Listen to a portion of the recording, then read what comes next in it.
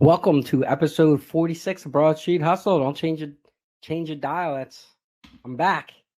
Tommy Nanny on a short freshener is back after a 2-week hiatus. Had some weddings and all kind of crap. I don't even know. But I'm back. I'm back to talk we had a schedule and then spring training happened today and the Phillies took a little bit of a blow. So we're going to talk a little bit around that, touch a little bit on the Sixers to finish off their last 5 games or so. And then we're in Kentucky Derby prep season. So we have the which one is it? LA Derby? Louisiana Derby. Yeah, Louisiana Derby. So there's no good pick 4 or pick 5 leading into it. So we're just going to do the pick 3. It is all stakes, some good races, but nothing crazy. So we'll just talk a little bit around that for you and finish it off, give out some tickets as we always do. Joining me is my co-host, Jason Santa. Hey, Tom. How are you? Good to be back. How about you? Same. Good to see you. And joining us is Jimmy the Chalk. Good to have you back as well. Good. Luckily, Jimmy Chalk has just his different still photo every week. You can't see his giant fro that I'm looking at. I'm forced to look at here. But you may have inspired me for something to use. Then we'll see. That's okay. And that's unfortunately, what happens when your barber for 30 years retires. Oh, geez. Oh, wow. I think my barbers have died before they retired. I think. Yeah. Well, you don't need. Hard to find a barber, anyway, but they're around. There is a lot of very trustworthy, though. Okay. And Meeker is not able to join us. He was traveling for work or something. I don't know. Yep, he went to Mars or something, I think. But he could not join us, so it's just the original crew here today. All right, let's jump right into it. So I alluded to the fact that the Phillies had a blow today, so it was just out that Rhys Hoskins tore his ACL, which would make him out for the season, I would assume. Could be a tough blow, and it's definitely a tough blow. I mean, on this podcast, we've had some choice words for Hoskins, but I mean, overall, he's still a good player. He's a good lineup guy. He was on the last year of his deal. You know, he's well liked in the clubhouse. I mean, it's definitely a blow. Jason, what do you think? Just your quick reaction before you get into where they go from here at the position, but just a quick thought. Yeah, I mean, as you know, I'm not his biggest fan, but obviously I would never want to see something like this happen to him as a person. And then, like you said, I mean, as bad of a fielder as he is, he's a slugger. You know, you're gonna miss his 30 home runs in the middle of the lineup. It's a tough blow. Tough to happen this late in the going. I mean, we're only a week away from the season starting. It's really nobody's going to hand you a first baseman at this point, right? So you're just going to have to look at your depth and see what you could come up with. Not the best scenario here. Yeah, how about you, Chalky? Any initial thoughts? You know, any time is a bad time, but this is tougher than normal. I mean, I guess you would want to see it at the end of the season or in the beginning or sometime in the off season when you have a little bit of time to make a move. Big clubhouse guy, obviously, and Harper was around the clubhouse when he was hurt, so it doesn't mean he won't be a presence there and still be supportive. But I think he's the kind of guy that his teammates might take it a little harder than other guys. And in a worst case scenario season, if let's say everything fell apart and they wanted to look to be a seller at the deadline, he's an expiring contract that maybe they could trade for some kind of prospect that could do something.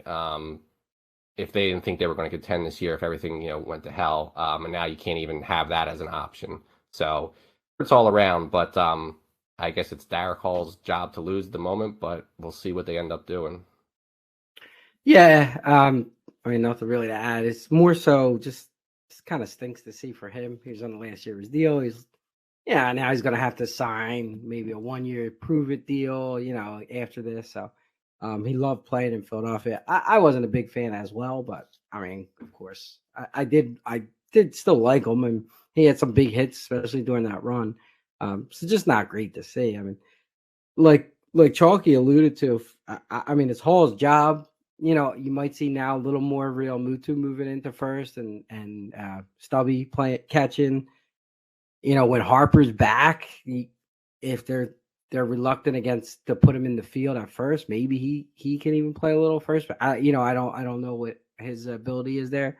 But I think it's Hall, and then maybe make a move at the trade deadline if Hall's not the guy. The answer. They're kind of let it play out, I think, before they kind of do anything drastic and make a move. Nor, like Jason said, is there really one to even be made right now? Probably not. Yeah. I think one guy is, obviously nobody wants to see this, but like this might give an opportunity for a guy like Kingery, who was once highly thought of, and I guess tried to change his swing or something. Something went terribly wrong for the last couple of years, but apparently he fixed his swing and he's hitting the ball well in the preseason here, and he's got some flexibility, right? He could play. I think he could play third. He could play second for sure. They could put him in the outfield. They could put him. I would assume he could probably play first base. It's just another guy that if they decide to keep, I know there's other guys. There's Cody Clemens, but we know what Cody Clemens could do. He's going to hit 190, right? I mean, what are you going to do with Cody Clemens? You don't know what Kingery could do. Maybe Kingery could hit 270. You don't know. So that might be a guy that actually makes the roster now and becomes useful. Sosa is going to play. He's going to move around. He's played first base before, if you guys remember. He's going to play. Bohm, I don't know if they're going to mess around with Bohm. I don't know if they're going to do that. That seems more like an off-season type. Let's get you ready to play first base. Yeah, I was thinking that too, because do they want him bouncing back and forth and he's just starting to get his groove at third, then move him to first? Exactly. That's I agree. Yeah, I know a lot of people have mentioned that today. I was looking on Twitter and all. I don't think they're going to mess around with Bohm. I think you're going to see Hall, like Chalky said. You're going to see now Sosa. Hall's a lefty or righty? He's lefty. Yeah, lefty. Yeah, and so you might see matchups that way, right? So the problem may be a little bit is against the lefty where you got Marsh's left-handed, Hall's lefty. So you're already going to want Sosa in the lineup, to spell Marsh, say. Now you got to look for another one. That's where Kingery could come into play, or a guy, somebody other depth that they've gotten on the bench, or that maybe they move Real Muto to first and play Stubby at catcher. You might see something like that. But you're not going to see much of an improvement in defense with Hall. I don't think he's Keith Hernandez moving into first. No, it's just hard to see. It's hard to imagine there could be a guy that plays the position worse than Hoskins. Yeah, I mean, I know we were texting back and forth, and you don't want to say it, but it was his poor defense that really kind of got him in the mess. Kind of hurt him because he was like didn't really play the ball. Doing? I don't even know. I don't know. What was he doing? Like what? Like you don't want to laugh and you don't want to make fun of it, but like it's like Meeker texted all of us on the side and said it's just like. That's what you would expect, like a routine ground ball, and he would just butcher it so bad that he would hurt himself. I mean, I don't know. He didn't belong on the field. I don't think you'll ever see him on the field again. I think he's a DH going forward. Yeah, right. The problem the Phillies still run into is they still got too many DHs. But now he'll be back. I think but he's going to be cheaper. He's going to want to. It's going to be a 1-year deal. Yeah, it's a case where that's possible, but they still have too many DHs, and unless Castellanos still stinks and maybe he's gone, who knows? But that was. I think we were all. It was already going to be pressure on the other guys with Harper not hitting for a while. But now, Castellanos. You just lost your biggest right-handed power hitter, so there's going to be even much more pressure on Castellanos to be able to be productive at the start of the year. Schwarber and Turner will be fine, and JT. But you went from like 5, 6, possible big bats, and you're down 2, and the third and Castellanos is questionable if he doesn't bounce back. So a lot depends on Bohm, right? They're talking about his power should go up this year. He's looking bigger and stronger. But the thing is, you might have had Hoskins or Bohm batting 7th, and you're still getting power from their 7 hitter. So you're going to lose that, of course. So that, it's not great. Yeah, it's not good. It's not a good situation. I was so looking forward to this lineup, to seeing it full strength, and then you get excited because you hear Harper's not going on a 60-day DL, which you would assume means they're probably looking at mid-May for him to come back. I would think. Yeah, the only thing it was definitely coming back, but the fact that Dombrowski still was saying like, oh, hopefully we get him in the field this year. He'll definitely be in the field next year. Like, wait, the guy might still play a whole season without playing the field. Yeah, I don't think you're going to see him in the field. I think it didn't seem that way. Yeah, Crazy. he's going to DH. Yeah, it definitely seems up in the air. Yeah, well, just the fact that he reiterated, you'll definitely see him in the field next year. It's like, what are you talking about? I should be seeing him in the field this year. So, what about the other ones? I mean, now it's like every day you're hearing something. Suarez was shut down. He's not going to open up camp. It sounds like. What's the thoughts there? Is that going to be serious? Is that give him a 2-week shutdown and he'll be back? What do you think? I mean, you gotta hope it's not serious, because it seemed like they weren't sure, and then he should be all right, and then it's like, well, no, it's still inflamed, but so that fifth starter spot was questionable to begin with, and then Painter hopefully still doesn't need Tommy John, so now it's really okay. Well, we got 4 solid, we can rely on them, and there's some crazy off days sometimes at the beginning of the season. You can try to get by with just a 4-man rotation with the fifth as needed. Now you're down that, so now Walker is moving up. He's your 3. And he says, I can eat innings, or they'll expect him to eat innings. But now you're maybe using guys more at the start of the year and not having as much in the back end. So they have guys that can throw, but I wouldn't be surprised if they do something small to get a guy in to eat some innings earlier in the year. Especially if I think Suarez is going to be out, 3-4 weeks if it ends up being. But they're running low on quality internal options.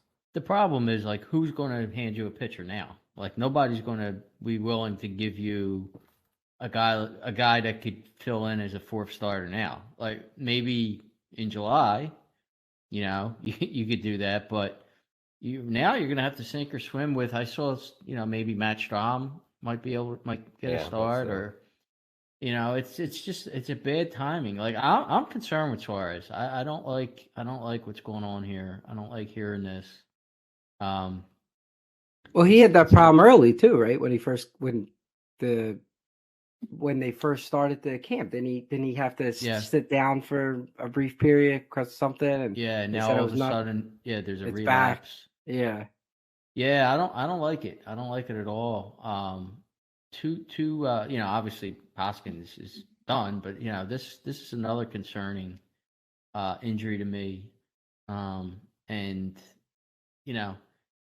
obviously Dombrowski will fix it, but you're gonna have to get to that point, right? Like I said, nobody's handing you. Yeah, it's not like football where you get cap casualties when camp is ending, or quality guys get cut just because of the 52-man. I mean, baseball, you got 1,000 players and there's no cap, and they can move guys. A lot of the younger guys have options, so yeah, you ain't just picking somebody up off the scrap heap. And I saw they just released that other old 1st-round pick or whatever. Yeah, Appel. So they'll have to piece together. We'll see. I guess it's still.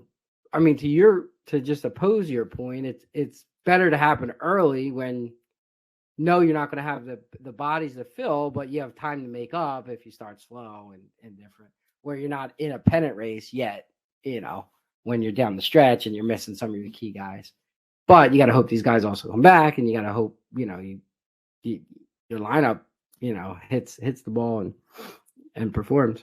All right, let's. Anything else on the Phils? We'll get more into them as they start next week. The season starts. So, all right, just want to touch on those injuries quickly. Let's move over to the Sixers. So, up until, I guess they won their last game. They had a stinker, and then they blew out Chicago. Harden didn't play, and Embiid had some calf problems, and he didn't play the second half. So who knows? I don't know if they've released Embiid. Is he coming back right away? Is he sitting? Is he resting? I think they're concerned when they do stuff like that, so they just call it a minor injury, but Yeah, well, they wasn't. showed video of him like stretching it out throughout the game and stuff after the fact. I mean, you didn't see it really when it was happening. I just see it as they had a 30-point lead at halftime. They didn't want to play him, and then they didn't want to hear Adam Silver call and say, well, "You guys got to at least put him on the floor for a couple minutes in the second half." You know what I mean? They just figured, he's got a little bit of a sore knee or something like that.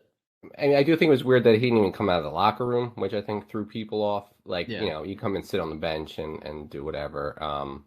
But to not do that, I think people are like, well, what's going on? Was he sick? Was he? But that could be to Jason's point. It's just they bring him out and he sits on the bench, and then they're like, why isn't he playing? Yeah. I think it was weird because they're both considered day to day and at least questionable or probable for tomorrow. So it sounds like they'll both play tomorrow as of what they were saying against Golden State. But Harden, they definitely are trying to be cautious with, it sounds like. And he could have played last night if needed, according to Doc, I think. But, they got a couple tough games coming up. And, I don't know. Do you rest him against Golden State to try and, if you think Phoenix is a better team to pick off, if you don't know that you're going to play them back to back, or, I don't know what their strategy might be, but if I had to guess, it sounds like they both will play tomorrow night. But I mean, I don't know if either of you guys saw the first Chicago game, but Harden played probably the worst game he's played since he's been worst. here. Yeah, well, that's what I was gonna say. Harden looked like he pulled a chalky. He had a terrible game, and all of a sudden my leg hurts. I hurt my arm. I wouldn't have played the whole game. I would have went down the first quarter. I wish they would. I was saying, I don't know if I was texting you guys or who I was texting. I was like, he shouldn't be on the floor. He's this bad tonight. Like he should not be on the floor. Or maybe it was hurt. Maybe that's why. Maybe it was the Killers hurt him. I don't know. I don't know, but they bounced back last night. You hope it's nothing serious with Harden, but then you also hope there was something wrong with him and he just wasn't that bad out of the blue, I mean, he's done it all year. He's been great this year. Right. I can't, other than that game, I mean, there's not many games where you could say what the hell's going on with him. He's been fantastic. The question is, I mean, I know to fans, but how important is trying to get the 2 seed? I mean, the 1 seed seems a little bit out of reach at this moment, but how important is the 2 seed? Are they going to push guys that, Harden and Embiid, who maybe they want to get some rest in to gear up for the playoffs? So do they push them to try to get to the 2 seed? Or are they fine with the 3 seed? Or, what do you think? I think the 2 seed is important because you're now, when you're the 1 and 2 seed, you're playing teams that are continuously playing, in that tournament, right? So they're not getting any rest. These teams that are playing in that tournament. So there is, to me, there is an advantage to getting the 2 seed over the 3 seed. Plus I guess it's only the 1 seed. The 2 seed, you probably still run through Boston and Milwaukee to get to the finals, I would assume, right? Yeah. It's only the 1 seed that you don't run through both teams. Right. But they're 3 games back. With the 1 seed, forget. That's what I'm saying. Tough. So it's almost like, to your point, the first round, they're going to play, a layup. But then you're still... Then it's home court advantage, too, right? Yeah, until you get to the second seed. Right. So. Yeah, so let's look at it. I wrote it down quickly. So Sixers are half game out, but have a game. So, if they win that game, they're tied. But they lose the tiebreaker. Although I might have missed the game. You guys, because I thought both have 5 games left, but that can't be possible. So maybe I missed the game. You guys walk me through it. So I had the Sixers are well, let's go to Boston first. Boston has Indiana. Is that right? Sixers have 10 games left. And Boston has 9. My guess is you didn't click to April on the schedule. I didn't go to April. I only clicked on That March. could be a problem. That sounds right. Well, let's look at the next 5 games then. So the next 5 games, Boston has Indiana, stinks. San Antonio stinks. Washington stinks. Yep. Milwaukee and Utah. And Utah's not very good. I mean, they're looking at a 4-1 at worst there, right? I'd say 3-2 at worst, 4-1 most. All right, most 3 likely. 3-2 at worst, 4-1. I mean, it could be 5-0. I mean, who knows? Could be. Sixers are at Golden State, so we know Chalky. You mentioned prior to the podcast, Golden State at home is just lights out, right? Yeah. They've been terrible on the road, although they did win last night, and they're like 10-1 since the start of February at home. So at home, yeah. At Phoenix, tough. At Denver, Tough. Then they're home against Dallas and Toronto. Not easy. I mean, Dallas could score. So what's Toronto, the best result? Toronto gives them trouble every so often. So what's the best results for the Sixers? Probably 3-2. No, I think it's most likely. Well, yeah, I think it's likely best case 3-2. So now you got. I mean, I could pull it up real quick. Now you got 5. Now you're a game back of Boston, right? With 5 to play. Let me click over to the April schedule. So then Boston has, well, they're at Philadelphia. So that's the next game for each of them. So let's give the Sixers a win there. Yeah. Okay, so now you're tied with 3 to play. If they don't win that game, forget it. They're the 3. Yeah, if they don't win that game, it's over, right? So say they win that game, best case, you got 3 to play. Boston's got, I don't even understand this. They got 2 home games against Toronto. Back to back, yeah. The scheduling's weird. And then they finish it out with Atlanta. Yeah. That's not that's the hardest. 2-1 at worst. And then the Sixers would have the Boston at home against Miami, and then at Atlanta and at Brooklyn. So not the toughest either for the Sixers. No, I think like Chalky said, it's well, if they lose the game against Boston, it's over. If they win the game against Boston, there's a shot. They have a shot. Yeah. I mean, unless something goofy happens in the next 5 games where Boston has some weird losses somewhere. They could win in Denver, and they could probably win in Phoenix. I mean, Phoenix is going to be without Durant, obviously. I think Ayton's been hurt. I don't know if he's back or not, but I know Ayton. Yeah, but then they got to win both of those Dallas and Toronto games. Yeah. Which is tough. It's tough. Coming off of a 4-game road trip. Oh, it's tough. It's definitely tough, but they've been playing well. I mean, they're I don't have it in front of me, but I know the last time we talked about it, they were like 20-10. I know that was a while ago, but against plus 500 teams. So they've been playing well against these good teams. Yeah, and they're one of the best or the second best team in the last half of the season at some point. Break. Yep. Yeah. So no question that they could do it, but not the easiest road. But Boston also hasn't really been playing great, so no. They easily could throw a stinker against one of these teams that they're supposed to beat. Right. Yeah, and they're a little banged up too. Like a couple are, Tatum. It was Tatum, but Smart's not, and Williams is just coming back to play. So they beat the Sixers with their backups the one game, and that was between that and the last game where Embiid's buzzer beater was too late. Like not winning one of those two really put them behind the 8 ball because now you can't. The tie record, you can't even get to the tiebreaker. And the Sixers have struggled against Boston. I mean, they got to beat a team that they've not. In the last few years in the Embiid era, it really hasn't played that well. I mean, that's why when you talk like 2 versus 3, like, if you think there's a high risk of injury, do you go that hard for 2? Probably not, because you'd rather have healthier team, even if it's at the 3.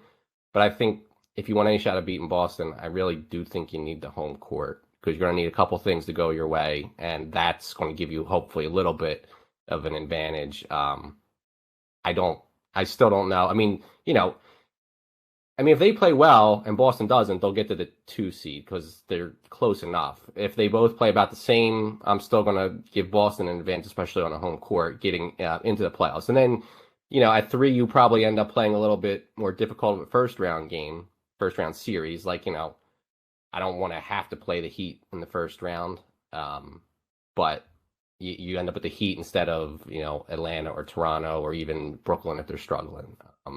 So that'll take a little bit out of you, and then you end up playing Boston, and that's going to be a tough series. So not impossible, especially the way they've played, but with everything they've done the last couple of years, it's like I just like to see have it line up as easy as possible or best case scenario for them, because not a lot is going right in the playoffs. Yeah, not really too much more to add. I mean, I do think this year they have a shot to. I mean, there is no team that's dominant, right? Nope. That you're handing the trophy to. I There know is Shaq said he picked the Sixers, and this was about a week or two ago. Sixers were his team, he said, to win the championship.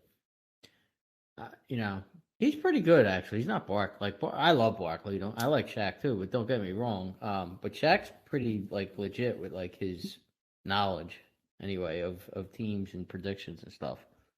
Not that that means anything, but I just like the fact that everybody is just they're just going to lose in the second round. Right. Everybody. I love. I did hear since 1986 the Sixers have only advanced past the second round once.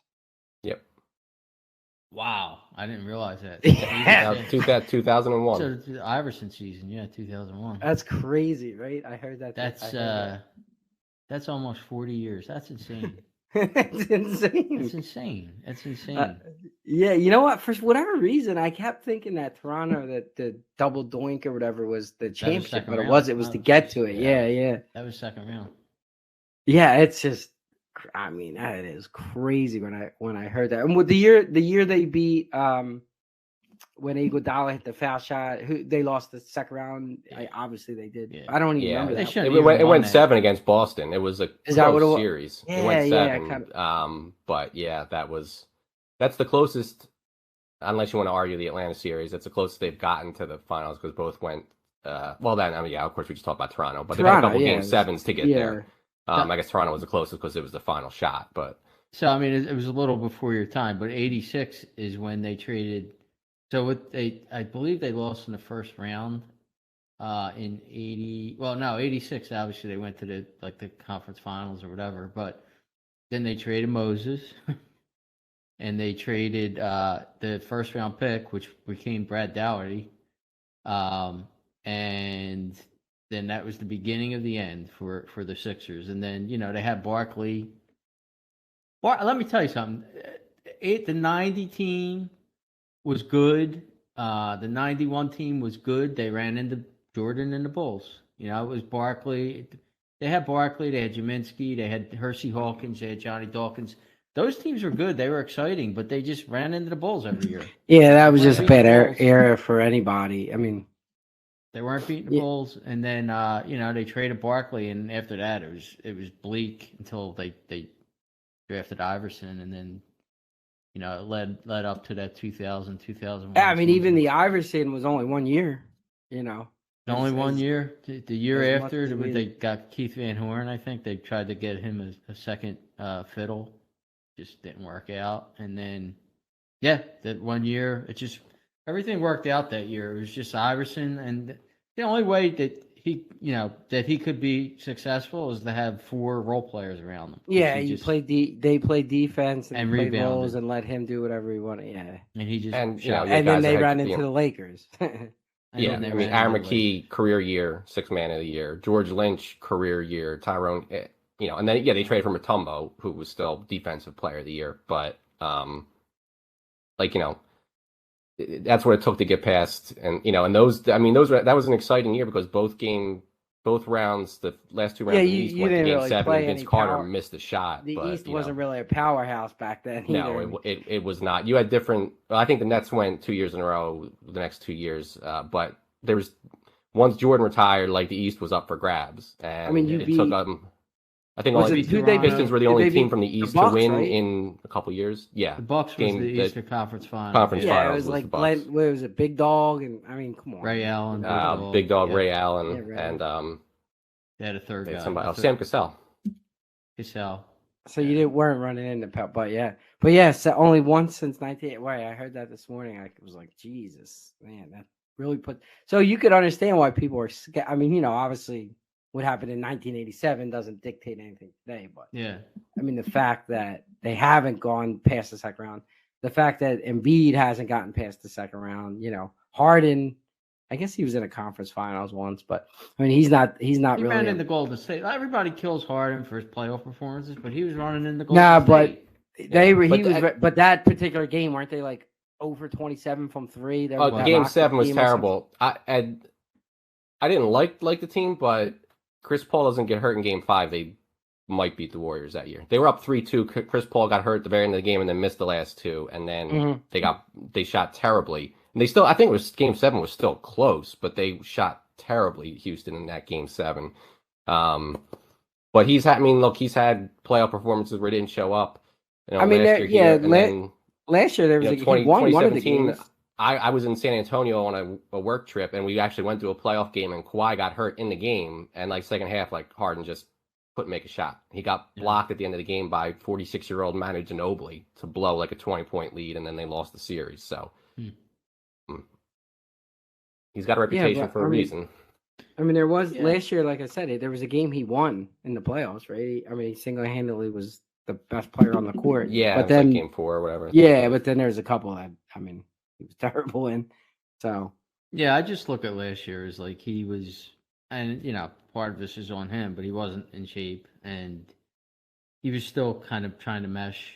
And I don't think he's that player. I mean, he's not what he used to be, but you see what he is now. He controls the ball. He sets up Embiid. He sets up Matt. I mean, that's where you can't ask for more than what he's given you this year, right? I mean, when you made that trade, I mean, hell, I mean, well, that's highway robbery now. That trade. I mean, they traded a guy who doesn't want to play anymore. Yeah, I mean, so, and they got Harden, who's a legitimate, he should have made the All-Star team, but he's a legitimate number 2 guy. And you got Maxi's a legitimate number 3 guy. I mean, that's what gives you. And Embiid, I mean, let's skip over what Embiid has been. I mean, he's just but a lot of it is because of Harden. I mean, a lot of his he gets a lot of passes. I mean, I'm not even saying underneath. He gives him a lot of open looks right at the top of the key, and you know what I mean. He drives, throws the ball between his legs. So I mean, I think this year they found. It took a year. We even said it. I'm sure you can roll back when we got him one of the podcasts where, and I distinctly remember Jason saying that the Harden trade is going to be more beneficial next year, which is the year we're in now, than the year we got him. Because basketball, it seems like you just throw 5 guys out there, tell them to play ball, and they can. It's not. I mean, there's a lot of meshing that needs to happen, and that's why you see the better teams in the playoffs really elevate their game because they do all year. They work on these little things that help them get to where they want to go. So, all right, anything before we go to the fairgrounds? I mean, I'll just throw out. I'll toot my own horn here. When I told you guys on the last podcast, I had that 5-team parlay for the Elite 8. I'm almost there, and I'm watching UConn now as we do this podcast. They're up 23, so I'm assuming I only have 4 more games to worry about. But 65-1. That's nice. Who are the other 4? Alabama, Texas, UCLA, and Houston. Okay, I'll keep an eye. And who do you think? Where would you put your money on to win it all? After watching the first couple rounds, I mean, to be quite honest with you, and I know I mentioned it on the last podcast, I haven't watched college basketball much at all this year. I used Ken Palm's ratings, and I took all the teams that were top 25 offensive defensive efficiency, and it was those 5 teams, and I said, all right, I'm going to do a 5-team parlay to get them to the Elite 8. So. I mean, I guess you would say Houston, but that's just the. Yeah, I mean, I didn't watch much college basketball. I did watch a good amount of the tournament, which is a small sample size. No, but I mean, Alabama, the fact that they shot like 30% and still won by 21 points was pretty impressive. And they have looks like an easy game here, so they should be in the Elite 8. But yeah, I mean. It's definitely I would love to see like a team like Princeton or somebody crazy win it, but Kansas State, I think they were high odds. So they're are they? Oh, looks like. Oh, were they the team playing UConn? They're against Michigan State. Oh, Michigan State. I think it's a 2-point game. If I'm. They're up. Yeah, Kansas State's like up 19 seconds left. So. Oh wow, yeah, that was almost like it was like a 1-point spread. So yeah. Chalky, anything quickly before? I mean, Texas was the one team I said last week. They let Penn State get back in the game, but they closed that out. So, I'll stick with them. UConn's looked impressive, and Alabama too. Houston struggled at times. They were down at the half, and they had a great second half, but they weren't great for most of their first game, so they got a little work to do, I think. But I'll stick with Texas just because that was my one pick before the tournament. Yeah, I just want to see Alabama win, so then now they could dominate football, they could dominate basketball, and everybody gets all butthurt about it. So Yeah. it'd be kind of funny. All right, let's move on. Let's do this this Fairgrounds pick 3, finishing off with the Louisiana Derby. So Fairgrounds has a ginormous card. So the late pick 3 and starts with race 10, which is 4:36 Central. So I guess that's like 5:30 Eastern time here. So pretty late in the day. And the first race is a mile and an eighth. Let's see, the Muniz Memorial Classic. It's a grade 2 on the turf. Quickly before I move it on, the turf course at Fairgrounds, from watching from a distance, has been pretty crazy. I saw them running like the opposite rail. So it's just like a weird course. And I saw posts like 4, 5, and 6 have won 50% of all the turf races, which is pretty wild as well. So it's just something to look at, something to think about. I mean, if you're going to get chaos, I think it's this race on the turf for sure. I'll just, go to Jason first. What did you think about this one? Yeah, I mean, I certainly do not have a good feel for this race. The Juan Atone and the 6'2 Emmys are probably the class of the field. Atone's in form. He's coming off 2 straight wins, but he also loses Irad from his last race. He's getting Saez, so it's not too bad. But 2 Emmys got an early, easy lead in the last race and just kind of kept going. But really, just has, like I said, just got an easy go of it there. Obviously, I think both of them could win. I also think the 3, General Soul, could win. I think the 5, Spooky Channel, could win. He's getting Rosario. I thought the 7, Another Mystery, is getting Pratt. He could probably win. And I'll even throw 8, Tis the Bomb in. Just on the spread, not giving you much there. I'm spreading 6 deep, but I'm going to go thin in the next couple races. So I don't have a good feel for this one. How about you, Chalky? Yeah, so the turf course was something I was going to talk about. I haven't watched a ton of Fairgrounds races, so just doing some research. And a former national champion handicapper who his home track is the Fairgrounds mentioned that the 1, 2, 3 paths on the turf course are absolutely not where you want to be in this meet, and that people are going way wide because of how it's playing. Who's that, Chalky? Who's that? Baychuk. Oh, okay. Where was he? So, was he on a show? He was. He did a web thing with Ed DeRosa that I was watching to hear him talk about it. Since he knows the track, I was kind of interested in his analysis. And gotcha.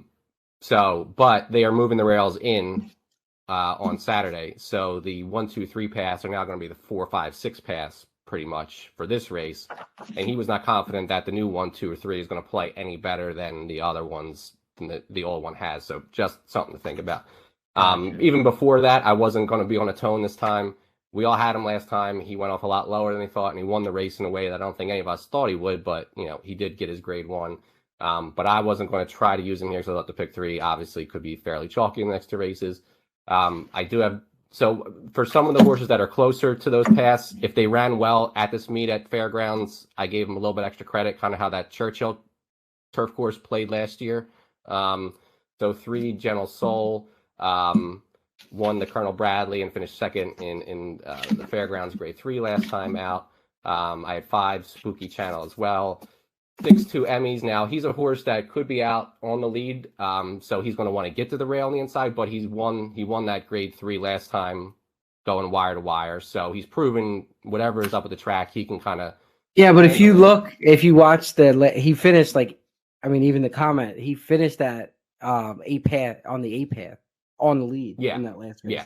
So he got the lead and knew not to go. They swung out wide in the stretch, yeah. So first of all, the fact that we're even talking about the fact that you want to be 8 wide is comical. I mean, that's between a joke. But turf between Churchill and the Super Bowl. I'm tired of talking about. I was Turf. going to say they should get the that's not right, Sodfather. you know. And I also had the 7 another mystery. Now they did say that the forecast calls for some possible overnight rain. It's probably not going to make a soft course, but he's one with a little give in the ground, and Block has had some success at fairgrounds. Pratt's on board. I'm not going to argue if somebody uses Tiz the Bomb if they're not using the favorite. I don't have him on my ticket right now, but he's a horse that people still seem to like. Always seems to have an excuse, but he's not going to be on mine. So 3, 5, 6, 7 for me. Yeah, I mean, I'm not going to really give you much here. I'm going to be thin in the next few, so I'm similar to Jason. I'll probably have an all somewhere.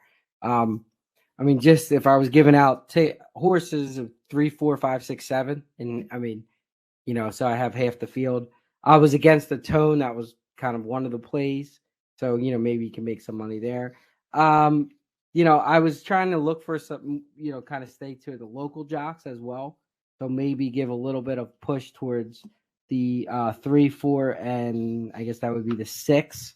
The jockeys that have been on the course, like, I don't know, guys like Pratt, and maybe Pratt not as much, but guys like Rosario, like, the dude don't even care half the time. So the fact that I don't even know how much research he's done. He's going to go in, he's going to ride his mount how he feels like riding his mount. He isn't going to care which path you're not going to be on.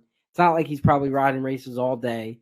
So I'm looking for those like, Jimmy Grahams and Ray Lou Gutierrez, those guys that know the course. Would give a little more of a push towards those guys. But 3, 4, 5, 6, 7, with a little bit more of a lean on, I said 3, I guess it would be 3, 4, and 6. It looks like you keep looking and saying there's no way they're going to let 2 Emmys get to the lead and get an easy lead again. But, we know how turf racing goes. So it's possible they may. It's possible they may. And a lot will depend on Saez, right? A Tone has had speed in the past. Saez likes to ride for speed, but I don't know. I don't know how Saez is going to ride. So we'll see. I mean, for me, it's a spread race. Sounds like for you guys, it was a little bit of a spread as well. And if you're going to get a price, I think this is the race to get the price for sure. All right, let's move on. Start with Chalk on this one. This is the Fairground Oaks Grade 2, mile and 16th for 3-year-old fillies. Chalky, where you at? There's I guess 3 low price horses here. I'm 3, 4. I'm not interested in Hoosier Philly. I would probably, from price perspective, take the 1 or 2 over that horse if I had to go past. But it's the 3 or the 4 for me. Obviously, Pretty Mischievous has won the last 2 races at this track, beat Hoosier Philly last time, and the 4, the Alley's Look. Is that how they say it? The Alley's Look. Yeah. Yeah, and Hoosier Philly, she didn't break well last time, but I don't know that she's fast enough. Mischievous, like I said, she's run well, and she's run well at the track, so give her credit for that. And then the Alley's Look, she won a listed stake last time out. It's Cox, it's Saez. You got to give them respect there. It's a short field. They'll probably be right up on the pace if one of them doesn't set it. And that's as far as I'm going, 3, 4. Jason? Yeah, I mean, to me, this race comes down to kind of like Chalky said, do you throw out Hoosier Philly's last race because of the bobble break and the layoff? I'm actually going to do that. When I saw her bobble coming out of the gate last time, even though she's a closer, you still want to get into the race. You want to get into the spot you want to get in. And I just thought that she was never in a race. I didn't like the way the jockey rode her either. Yeah, I would have liked to see a little bit of a switch there. I'm not too loyal I'm to not these crazy guys. about him still being on the horse, but if Amos trusts him, I guess you got to go with it. But I don't. I'm going to do that and just use her as my single. I do see a lot of speed in the race, so I think the 2 and the 4 are definitely going to go. And I'm just thinking that Hoosier Philly's going to hopefully get out of the gate this time, get a good spot, sit off, and go by and win. So I'm going to single the 5 Hoosier Philly.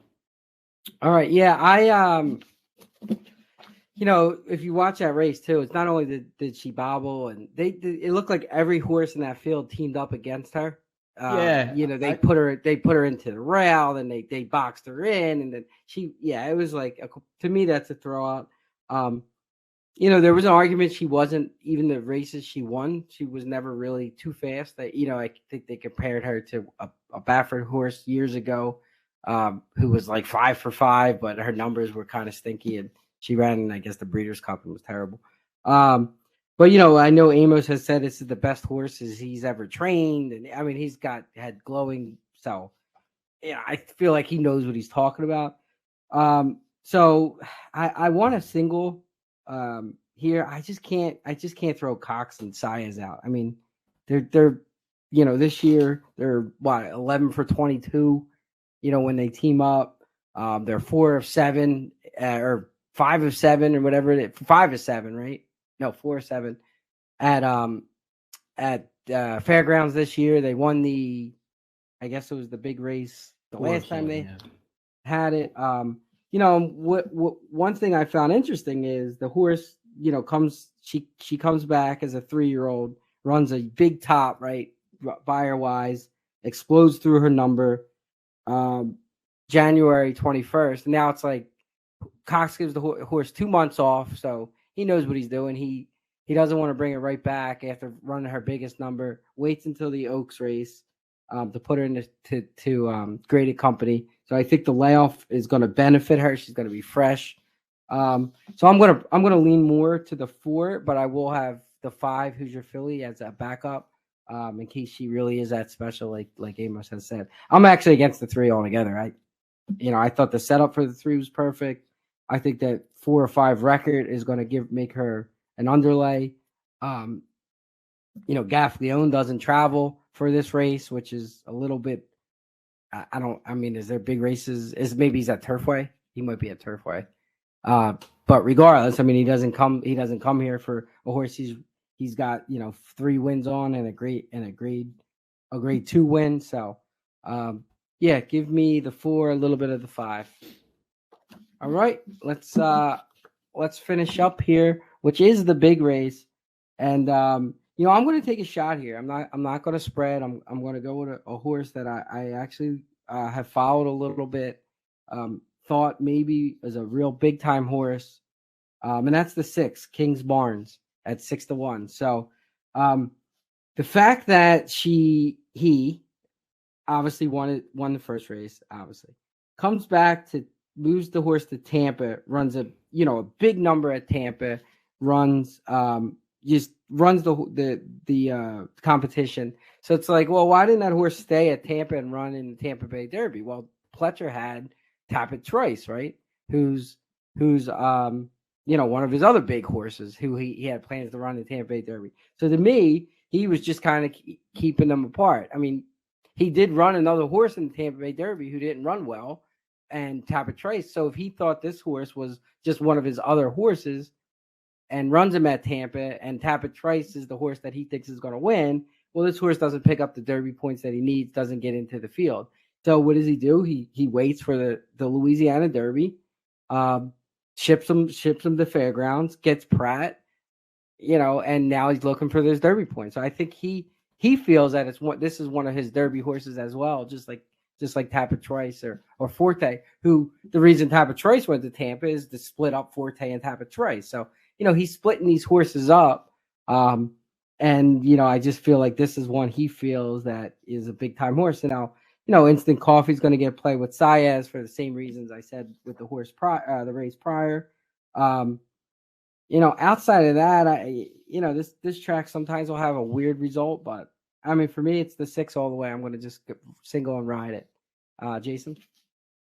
Yeah, I'll read my write-up. So basically, I see the same theme as we've kind of seen in almost all of these Derby preps, where I don't see there aren't many speed horses on this Derby trail this year. So I'm going to take a shot with a horse coming in on only his 3rd start, and that would be the 6, King's Barnes.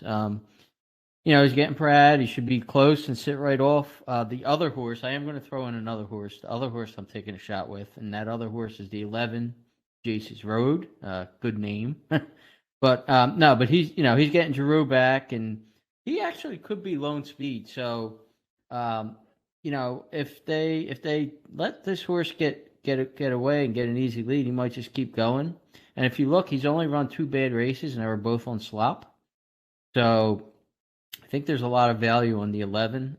So I'm just going too deep. I'm against instant coffee. I'm just not crazy about who he's beaten, and I think he's slightly overdressed here. I will throw in our horse racing expert Jimmy D, who will be joining us next week. Wanted me to give a push to the 1 Chopper's Revenge. He thinks that this might be Asmussen's Derby horse. So Jimmy had a big push on the 1, but for me, I'm too deep. I'm 6 and 11. All right, Chalky, bring us home. So, I mean, I'm not going to leave instant coffee off of my tickets, as I meant, without using the likely favorite in the first leg. I'll have him in some, especially if one of those other horses comes in at a price in the first leg. But I did want to rely somewhat heavy on some other horses. I did give the 6 some consideration and wasn't thinking of the angles that Tommy mentioned, which makes it a little more intriguing, but wasn't on my sheet to begin with, so I'm not going to put him up there.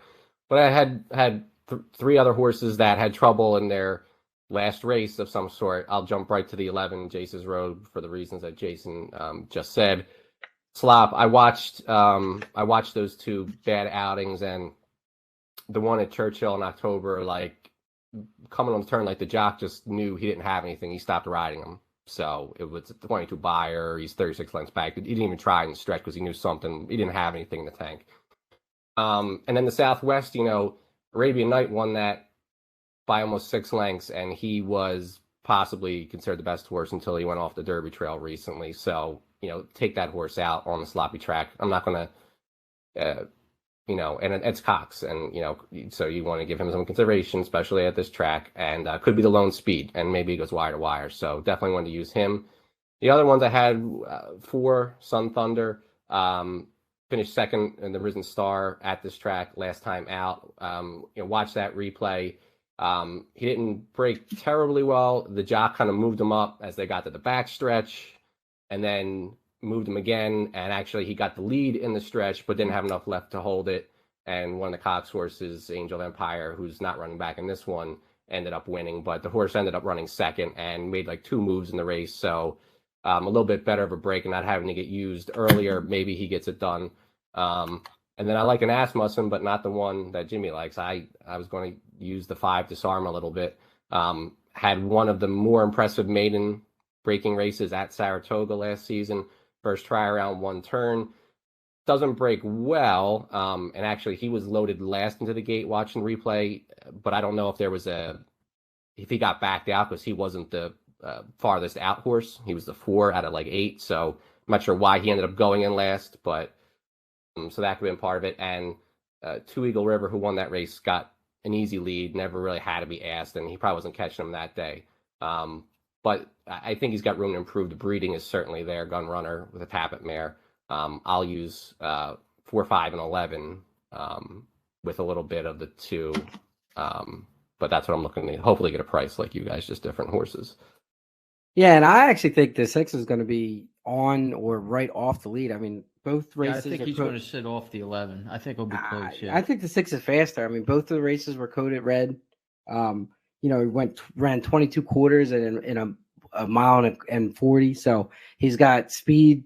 He ran closer to the lead in a 1-turn race. At Gulfstream's a 1. So now it's 2 turns. I think he has a quicker early foot. He has better position as far as the inside. So just a little more intrigue to the race. Do you guys have tickets that you wanted to give out?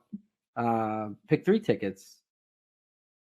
I got a few written down. Yeah, I mean, I'll just give a basic. I'm 6 deep in the first leg, race 10, 1, 3, 5, 6, 7, 8. I am single in Hoosier Philly in race 11, and then I'm just 2 deep in race 12, 6 and 11. I'm taking a shot against Instant Coffee. So it's for whatever, it's for $1, it's $12. If you want to punch it twice, it's $24 for $2. Yeah, I'm going to run through. I got 5 tickets real quick, all dollar based to make it easy, and they all have the same theme. So one of the tickets is all in the first leg. Buy it, single to the 4 in the second, single to the 6, $10. Second one, 3, 4, 5, 6, 7 in the first, 4, 5, single to the 6 in the last $10. 3, 4, 5, 6, 7 again, single to the 4, single to the 6, $5. 3, 4, 6, 4, 5, 6, $6. And then finally, last ticket, which would be your press ticket, 3, 4, 6, single to the 4, single to the 6, $1, $3. Total is $34. I mean, you're just playing pretty basic tickets. Those tickets are basically your opinions, then you're pressing your A's a little bit more, etc. Playing it however you want. Chalky. I mean, just caveman. It would be 3, 5, 6, 7 with the 3, 4 with the 2, 4, 5, 11. I might that I haven't done individual structures yet. I might not use instant coffee with pretty mischievous on the same ticket. So if the 4 comes, if you get somewhat of a price in the first leg, just have him with the hopefully not the favorite in the leg before. But obviously he could be the best horse. But I'm not going to go too heavy with him. I'll hopefully catch a bomb in the first or last and make that pay out. Yeah, keep in mind, if you guys, anybody's playing tickets, if you're playing $1 ticket and you have the favorite in the first leg, I mean, it's pointless. So unless you're really going to press the ticket, so keep that in mind when you're playing. If you use a favorite, maybe don't use a favorite here, and kind of structure them differently, and so on and so on. Obviously to maximize your profitability. I guess that's it. What do we got on tap for next week? Is it not Masters yet, right? No, the following week is Masters. I guess kickoff baseball. Will be, Florida Derby. So that'll be a big card. I'm sure we'll do a pick 4, pick 5 with the Florida Derby. Like we said, we'll have our legend horse racing expert Jimmy D will be joining us. And then whatever else is going on. I guess the Phillies are starting, so maybe we'll have more answers. Yeah, they start. When's our first game? Thursday. Yeah, probably during the day, right? So we might even be able to three talk or about 4 o'clock. Yeah. So game should be over, especially with the pitch clock, right? Yeah, right. Right. I think last year we might have recorded and they were still playing. Was that? Probably, yeah. Those games were 4 hours. Yeah, I feel like that. So we might have a little bit of Phillies to talk about, which would be fun. Florida Derby. We'll get a better idea of the Sixers, and we got the free agency still going and the draft ramping up pretty soon here. So the following week will be probably a 2-show week for us because we'll have a master show, right? And then we're gonna have the 3 Derby preps are all that weekend. So I'm thinking we'll probably do a second show later in the week just to kind of Usually the Masters we stick to one show. I do believe we're not going to have our critically acclaimed Masters. We will not. Special guest, but hopefully we have somebody else to pinch hit. But all right, that is it. That was episode 46 of Broad Street Hustle. Catch us on Twitter at Broad Street Hustle. You still watch us on YouTube. Download us, subscribe, comment. Haven't really done too much with Twitter picks. But who knows? We got some basketball ramping up. Maybe we'll find something. So thanks for listening. Have a great night.